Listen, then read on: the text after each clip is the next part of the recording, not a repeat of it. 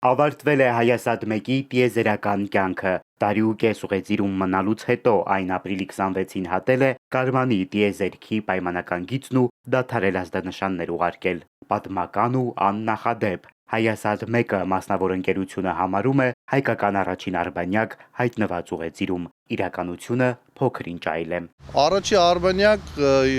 ես համարում եմ Օրիոն 1 աստղադիտակը, որը ստեղծվել է Գյուրջադյանի կողմից Գառնի հետազոտական լաբորատորիայում 71 թվականին։ Ցավով շատ քչերը գիտեն դրա մասին ու փորձում են նույնիսկ մոռանալ։ Օրինակ գիտեք, որ առաջի աստղադիտարանը աշխարհի դա Օրիոն 1-ն է եւ ստեղծվել է Հայաստանում։ Օրիոն 2-ը 73 թվականին էլի ստեղծվել է Հայաստանում ու եղել է ուղեծրում ու հետ է եկել։ Պատմությանը պետք է լավ ծանոթ լինել եւ եթե աշխարհում առաջի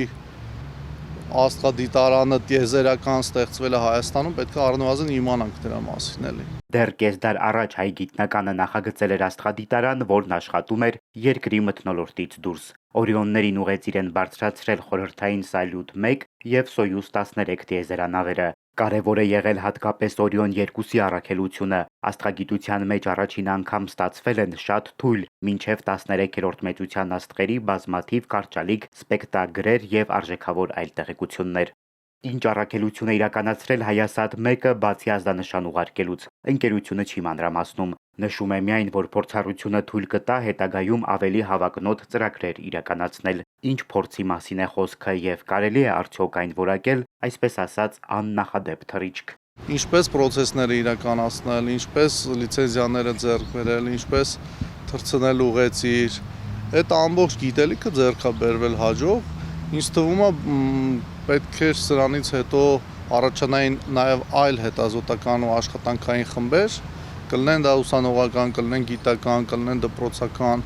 եւ որոնք գնային դիմեին իրենց, ասեին, խնդրում ենք մեզ տրամադրել այդ ձեր գիտելիքը, մենք ուզում ենք շարունակել։